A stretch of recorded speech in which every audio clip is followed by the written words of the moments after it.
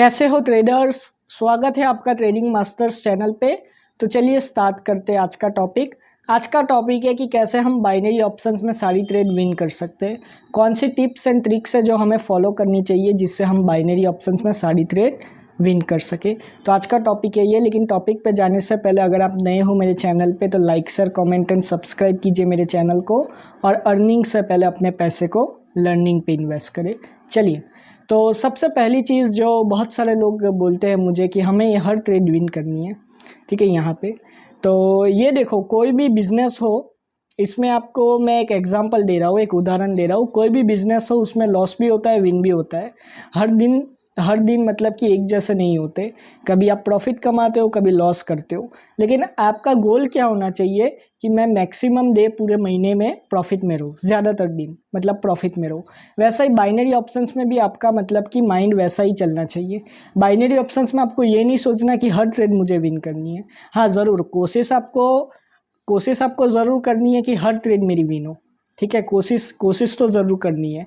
लेकिन ऐसा मत सोच के चलो कि कोशिश करने के बाद भी अगर कोई ट्रेड लॉस होती है तो अपना हिम्मत मत हारो। अगर आप अच्छे ट्रेडर हो ना, तो वो ट्रेड तो आप आराम से अगले दिन या कभी भी, ठीक है, वही दिन कभी कभी तो आप रिकवर कर लोगे, ठीक है। लेकिन अगर आप अच्छे ट्रेडर नहीं हो, अगर आप फॉर एग्जांपल गैम्बलिंग कर रहे हो, जुआ खेल रहे हो, तो आप अगर कोई दिन कमा भी गए ना, 2-3 दिन एक साथ, तो वो एक दिन में ही गंवा दोगे, ठीक है। तो ये चीज़ हमेशा याद रखो कि कभी भी आप ट्रेड कर रहे हो तो आपको ये माइंड में रखना है कि ज़्यादातर दिन में ट्रेड को विन करूँ, लॉस ना करूँ, ठीक है। अब दूसरी चीज़ मैंने पिछले वीडियो में भी बोली और अभी भी बोलता हूँ कि इंडिकेटर से दूर रहो, ठीक है। जितना इंडिकेटर से दूर रहोगे उतने चांसेस आपके विनिंग के बढ़ते जाएंगे, ठीक है। हमेशा याद रखो आपको क्या फॉलो करना है, प्राइस एक्शन और कैंडलस्टिक साइकोलॉजी को ही फॉलो करना है। उसके बगैर आपको ट्रेड नहीं मारनी, ठीक है। आप एनालाइज कीजिए कैंडल्स को, कौन सी कैंडल्स चल रही है मार्केट में, कैसा मार्केट बिहेव कर रहा है,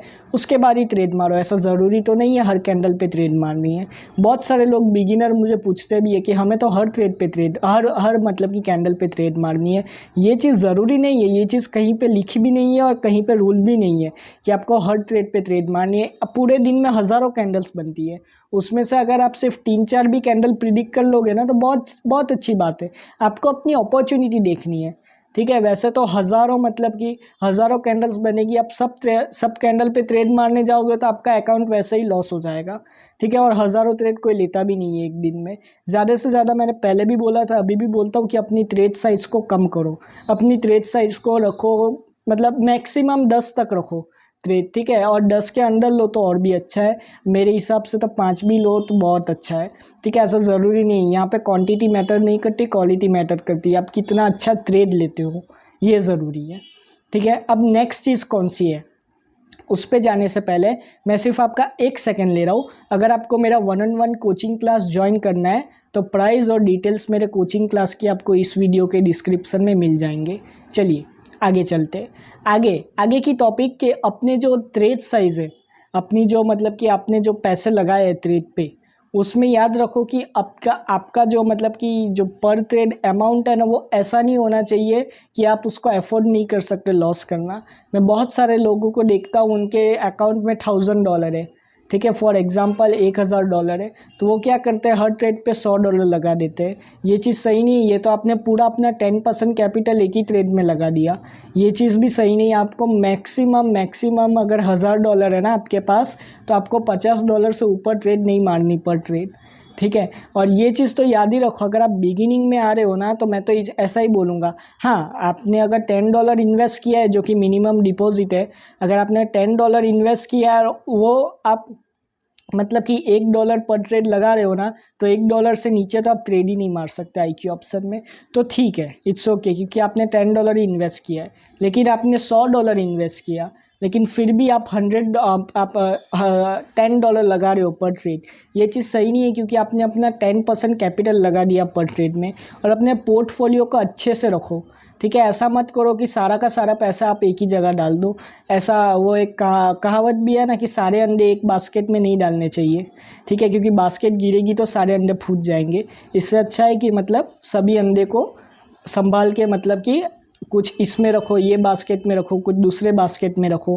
वैसे ही बाइनरी ऑप्शंस में भी ऐसा ही करना है। आपको एक दिन में पूरे के पूरा कैपिटल नहीं लगा देना है अपना, ये पागलों जैसी चीज़ है। अगर आप पूरा कैपिटल लगा रहे हो तो आपको सिर्फ एक या मतलब कि मतलब मिनिमम 7 दिन का तो अपना मतलब कि तय करना है कि 7 दिन के लिए मेरा कैपिटल ऐसा रहेगा, और वैसे ही आप अपना प्लान बना के चलो। और मैं वापस बोल रहा हूँ, सारी ट्रेड विनिंग करने के लिए ना आपको बहुत एक्सपीरियंस चाहिए, और एक्सपीरियंस के बाद भी अगर मतलब कि मैं एक चीज़ और बता दूं कि ये इंडस्ट्री में है ना 98% लोग लॉस करते। क्यों लॉस करते? क्योंकि वो लोग अपना पैसा है ना अपना लर्निंग पे इन्वेस्ट नहीं करते। और यही चीज़ मैं बार बार बोल रहा हूँ, अभी भी बोल रहा हूँ, अगर आप अपने पैसे लर्निंग पे इन्वेस्ट नहीं कर रहे ना तो एक पॉइंट के बाद आपको लॉस ज़रूर होगा। क्यों? क्योंकि आपको पता ही नहीं आपको क्या करना है। इसके लिए मैं बोलता हूँ कि लर्निंग पे इन्वेस्ट ज़रूर करें अपने पैसे।